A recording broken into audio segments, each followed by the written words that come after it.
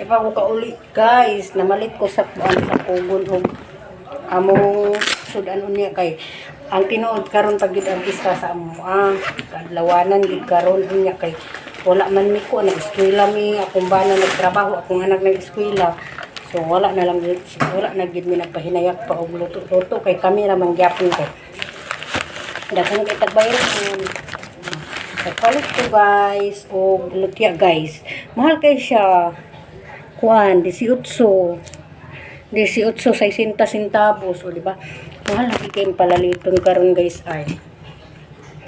Kami dayon guys, akong butangan 13 ra ni siya kay 13 o 13 pesos. Ang loya dayon is 5. Ang sibuyas bitaw guys o gamay kaayo kay 9 na o 9.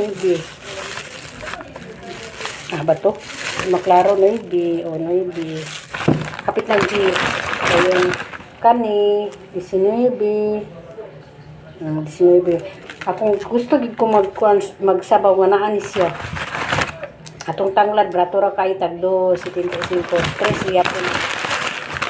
So kani daw sa kuan gapalitan ko kay ligya ko sa kuan taga Isano kay nalugdan ako sa una ba dili na ko mapuan og asa ko nagpalit sa una og kuan nang dugay na gid kay namo siya gilatan guys tapos baho gid kay siya nga kanang mura bitaw siya rangso atong samo bitaw kay rangso baho mo siya guys. So ako na lang gid nga dinha na lang gid kapalit sa Gaisano or sa kuan sa meat shop ug mga kanang karne pero guys da sa kuan mi sa merkado. Guys, tag 200 naman din siya bukog 212.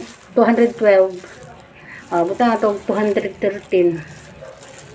Wala mo sudan niya. Nagluto lang ko panihapon namo. Kay tuloy gyapon natong pista no bisag kuan wala jud mi nakarito karon sa pista kay kuan kaayo. Itos. Bukan bagay ko nagbayad sa kuan oy. Sa kuryente namo. Nagbayad ko sa among kuryente kuan. Dugay kay mi dito kay katong kay tao. Bayaran na din ako karon kay naginuo ko mapot lang ta kuryente tubig.